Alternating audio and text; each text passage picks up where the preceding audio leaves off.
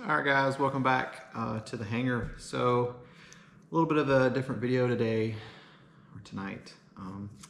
Not really feeling all that great to build, but this is something I gotta, it's kind of exciting, something new.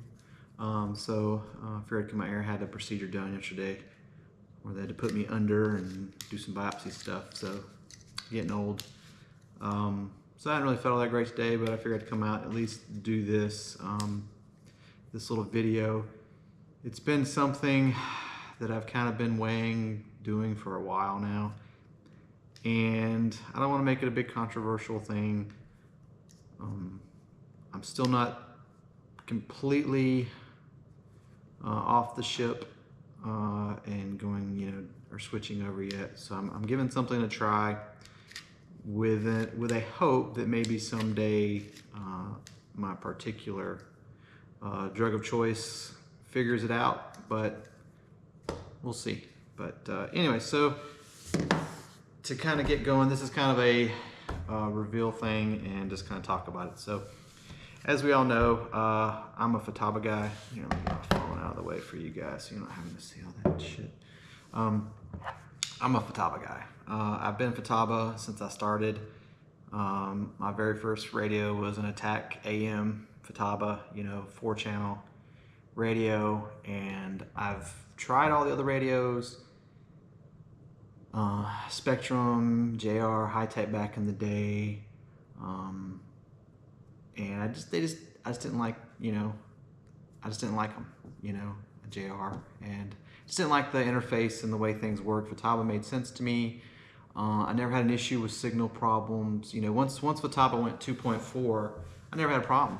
72 megahertz. That was just you get a hit and you could lose a model or something like that. But once I started 2.4, I never really had an issue. The only time I had an issue was on a helicopter, and I think I had a 9C, and what was happening was it was the helicopter causing it. I had an aluminum tail boom and a metal piece that was on the tail boom that kind of held the boom supports and the fin, and it was literally just the screw being like a quarter of a turn loose, because I beat my head against the ground for weeks with that helicopter, and then I just happened to do a tighten check again and found that one screw, and that was it. And that's really all I ever had with two, and it would lock out for a second and then come back. So that was really the only issue. Servo-wise, I had one servo go bad on a helicopter and caused it to roll over when I was at a hover, but that servo had been crashed. I can't even count the number of times. And so, and then I had, just recently, I had one go out on the Bandit Models Diamondback on the flap. It just went dead, and the flap just kind of feathered. So it wasn't that huge of a deal. I was able to land and replace the servo. But it did kind of give me an indication when I was doing the setup on it. It just seemed to be like it was, it was, when you would move the servo bot with any power, it just seemed to have friction and ratchety. So I think it was already damaged. I think it was a bad motor from the get-go. So, because there's been a lot of talk recently about the whole burn-in process or on servos from Ladder RC, and I agree with it. What does it hurt? If you got the time, you've got the equipment, why not? It's not going to hurt the servo unless it's actually bad. And, the number of cycles that you put on it is relatively small in general to the life of a servo, especially when you have something on like a helicopter or a stab, or, and then with gyros, because they're constantly moving. So, yeah, why not? If it's one more thing to help prevent losing a model and wasting thousands of dollars and getting something replaced under warranty, why not? It's like I mentioned today, actually. I had a lot of questions when I was doing the Zyquest stuff about the auto restart. I'm like, what's it gonna hurt to turn it on? I mean, the worst case scenario is you get an error and it doesn't restart. Best case scenario, it restarts and you never have a problem. And I've had numerous more people than I really hadn't had anybody say that it didn't help them. So if you don't turn it on, it's 100% guaranteed not to help you.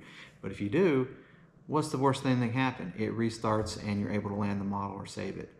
But that's just a little bit of not knowing what's going on as well, because people are like, well, if I turn it on and it restarts, it get a hot. I'm like, no, if you get a true error, it won't restart, you know. So most of the time, you're not gonna have issues. I mean, to say something's 100%, anything man-made is never gonna be 100%. So anyways, so sorry, 5 minutes of ranting already. So anyways, Futaba guy, I love Futaba guy. We'll keep trucking on Futaba. My issue with Futaba, and has been my issue, I don't give a shit about telemetry, really. It's nice to have, don't get me wrong, and I would probably use it if it was easier to deal with than it is on Futaba, and it's really not all that hard. It's just a lot of this new stuff doesn't seem to work with Futaba very well, and then if you do get it to work, it's like the Xikoi telemetry / GearSafe sequencer. It will give you pressure reading on Futaba, but Futaba, it works super simple. You just select the slot it is, tell the little sequencer which channel or slot you're using, and bam, magically works. But the problem you get is it gives you the pressure reading as a temperature.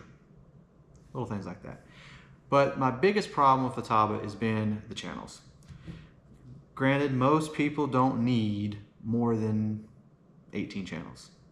And the Futaba 18MZ was great radio, loved it, best radio I ever owned.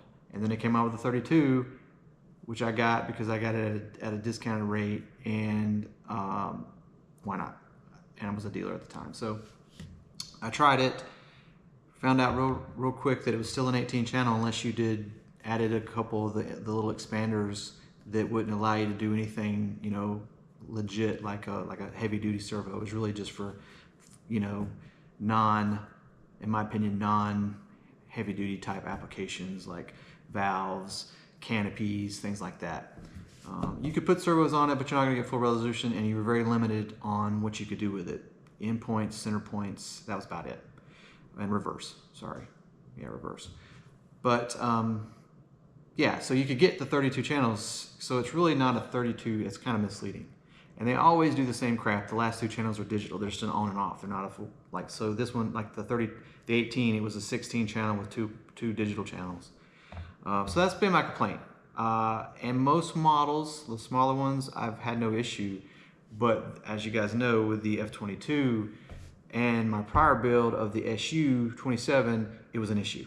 Because I'd been using the battery backer for a long time, and I'd bought a bunch of extra ones and was using them in models, but then I had an issue with the Cortex not working with it.